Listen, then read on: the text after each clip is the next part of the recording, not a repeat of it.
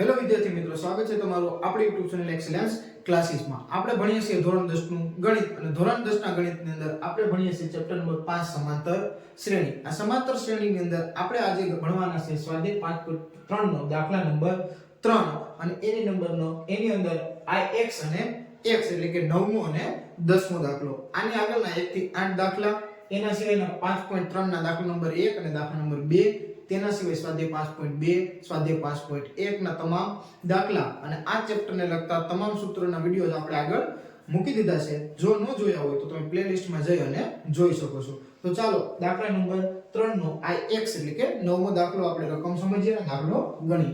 અહીં કીધું છે કે સમાંતર શ્રેણીમાં a બરાબર 3, n બરાબર 8 અને sn બરાબર 192 આપેલ હોય તો d મેળવવાનો છે. આપણે શું મેળવવાનું છે? d મેળવવાનો છે. તો અહીં a n sn આપી દીધા છે, d મેળવવાનો છે. તો આપણે સામાન્ય રીતે ખબર પડી જાય કે ફક્ત આપણે sn નો સૂત્ર ઉપયોગ કરવું પડશે. પણ કયું? તો કે sn નું જે મોટું સૂત્ર છે તે એટલે કે sn બરાબર n ના છેદમાં 2 કૌંસમાં મોટા કૌંસમાં લેશું 2a પ્લસ નાના કૌંસમાં n - 1 કૌંસ પૂરો અને d. તો આ સૂત્ર છે આપણું sn નું. જે કિંમતો આપેલી છે મૂકી દે. sn 192, તો અહીં લખી દે 192 બરાબર n કેટલા આપેલા છે? 8/2 કૌંસમાં 2 a ની જગ્યાએ 3 આપેલા છે તો 3 પ્લસ n - 1 તો n આપેલા છે 8 1 અને d મેળવવાના છે તો dm ના m લખીશું. 2 ચોક 8, બાકીનું અંદર જેમ છે એમ રાખી દઈએ અને ગુણાકાર બાદબાકી સરવાળા જે થતા હોય કરી દઈએ. 192 m ના m બરાબર 4, અહીં કૌંસમાં 2 તેરી 6 પ્લસ 8 - 1 એટલે 7d 7d 4 ગુણાકારમાં બરાબર ની આ સાઈડ લઈ લઈએ તો 192 ના ભાગાકારમાં 4 આવશે બરાબર અહીં 6 + 7d એટલે 6 + 7d.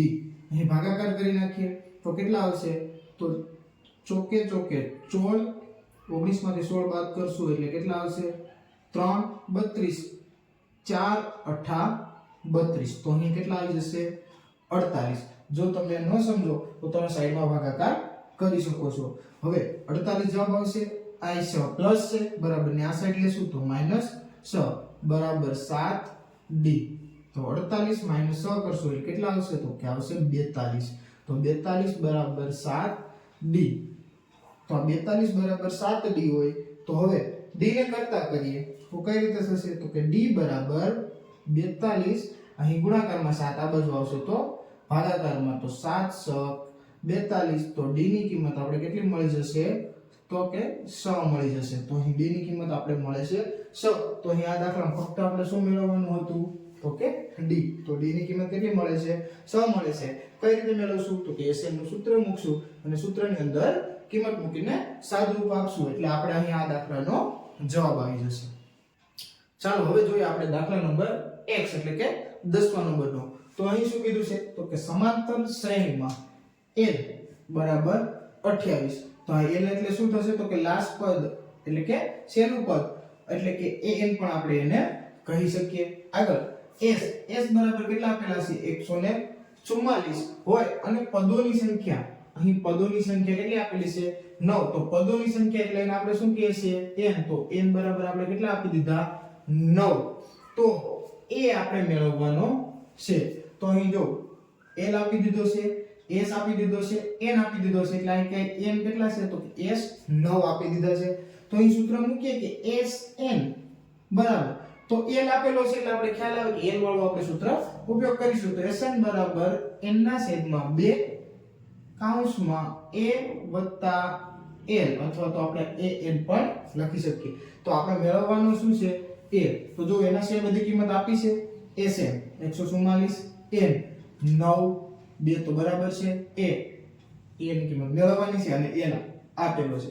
કિંમત મૂકી દઈએ. sn ની જગ્યાએ 144 બરાબર n છે 9/2 કૌંસમાં a આપણે મેળવવાનું છે અને l કેટલા છે?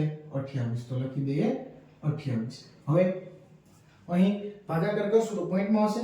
એની જગ્યાએ આપણે આ સાઈડ લઈ લઈએ તો આખું આ સાઈડ લઈ લઈશું તો 144 9 ગુણાકારમાં છે તો અહીં આવશે ભાગાકારમાં, અને ગુણાકારમાં 2 આવશે. કેમ તો કે અહીં ભાગાકારમાં છે. તો અહીં 16 × 9 144, એટલે કે અહીં 16 બરાબર સામે a + 28, આખે આખું આ બાજુ લઈ લીધું એટલે a + 28 વધશે. 16 × 2 એટલે 32.